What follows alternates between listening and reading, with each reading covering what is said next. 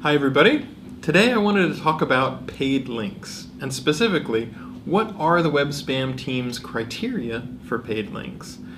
Now, this is kind of interesting because the vast majority of the time, things are incredibly clear. People are paying money outright for links based on PageRank, flowing the PageRank, trying to get higher rankings. So here's an example spam email that I got. We are offering our high-quality, genuine PR 5-9 sites for selling text links. We maintain these quality with our sites, and they talk about unique content with maximum of 5 outbound links. They're selling these, no fake PR, no drop domains, that sort of thing. So 99.9% of the time, it's abundantly clear that these are links that are being bought and paid and sold and all that sort of stuff. But every so often, people like to split hairs, and the last question's like, okay, Matt, but what about if I, don't give the guy money, but maybe I buy him some beer and a pizza, and then he happens to write about my site, those sorts of things. So I wanted to walk through sort of the criteria that we use when we assess whether a link would be paid or not. And the main thing that I want to say up front is these are some of the criteria, but just like the web spam guidelines basically say, look, anything that's deceptive or manipulative or abusive, we reserve the right to take action on. It's the same sort of thing. If we see a new technique that people are trying to exploit people's trust or something like that, we're willing to take action on that as well. But if you look at it in a pretty clear lens, you can see that people like the Federal Trade Commission, the FTC, have actually defined what does it mean to have a material connection, if you are compensated. And so if I don't cover the criteria or the examples that you'd be interested in, I would actually encourage you to check out the FTC's guidelines on that or there's similar guidelines from other governmental agencies because we actually hew pretty closely to the spirit behind those.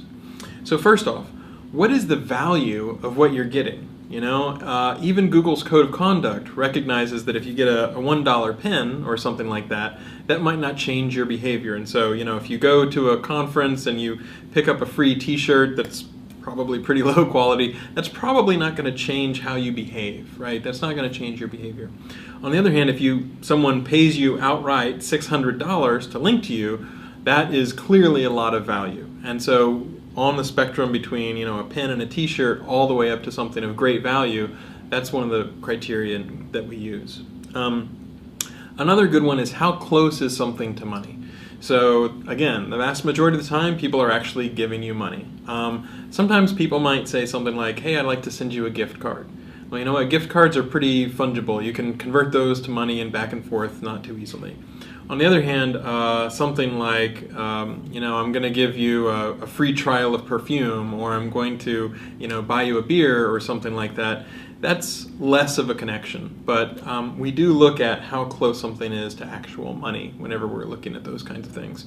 If somebody goes and buys you a dinner and then you write a blog post,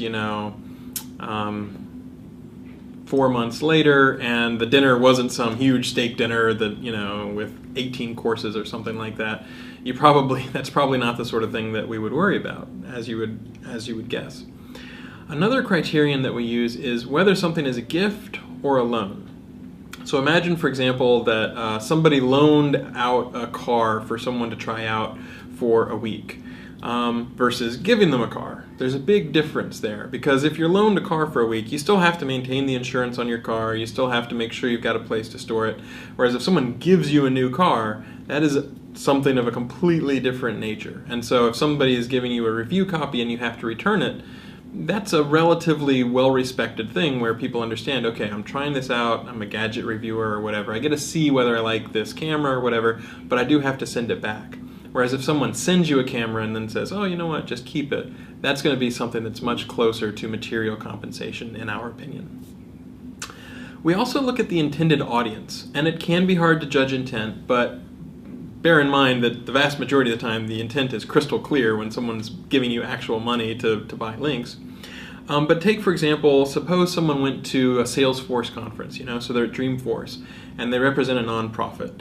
And so they managed to say, okay, I'm a nonprofit, I'd like to try out your service. And so at Salesforce conference or Dreamforce, they got a year's free use of the service. Now, the intent there was not to get someone to embed paid links within an editorial blog post. The intent was to try to sign somebody up, see how they liked it. They can be someone who can tell other people about it. Maybe it's a subscription or a trial where they get 6 months free, and then after that they have to either convert or start paying money or something along those lines. That is something where the intent is not trying to get links for SEO value, it's so that people can try it out.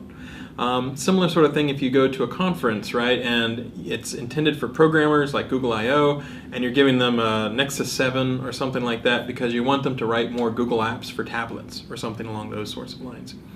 The difference would be, we have encountered, people who would say, who are supposed to be reporters, who would say, if you give us a laptop, then we will write a nice story about you. And it's giving me a laptop, not, borrowing a laptop. I've certainly dealt with a few consultants who said something like, if you make sure that I get a really nice monitor, I'll make sure that your report from this consultancy looks really good. And that's not the sort of thing that we do, and it's not the sort of thing that we would want to, you would want that to be disclosed. So another thing to consider is whether it would be a surprise. So if you're a movie reviewer, it's not a surprise that somebody probably lets you into the theater and maybe you watch the movie for free. That's not something that's going to be a surprise. If it was a reporter for a tech blog and they said, give me a laptop and I get to keep it, that would be a surprise. And it was something that was not reviewing the laptop. It was just like, I'll write about your startup if you give me a laptop. That would be the sort of thing that really should be disclosed. So when you're looking at the criteria, first off, it's how close is it to money and how valuable is it, because it's normally money and it's normally the amount of money they're paying to get links. We look at whether it's a gift, whether it's a loan, the intended audience, if somebody's trying to get you to try out the product versus trying to get you to write about it, sponsored blog posts, and we'll give you a little bit of free merchandise, but we really want you to write about it, those sorts of things.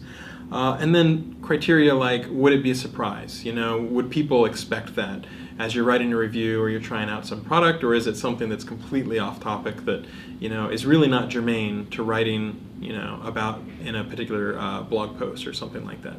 So that gives you a little bit of the idea of the sorts of things that we look at. Again, most of the time it's really clear because money is changing hands, but in general, those are the sorts of things that we look at. If you have more questions, I'd encourage you to check out the FTC's guidelines. They've got a lot of different examples, and most of the stuff that we view falls right down the same principles as the FTC. Hope that helps.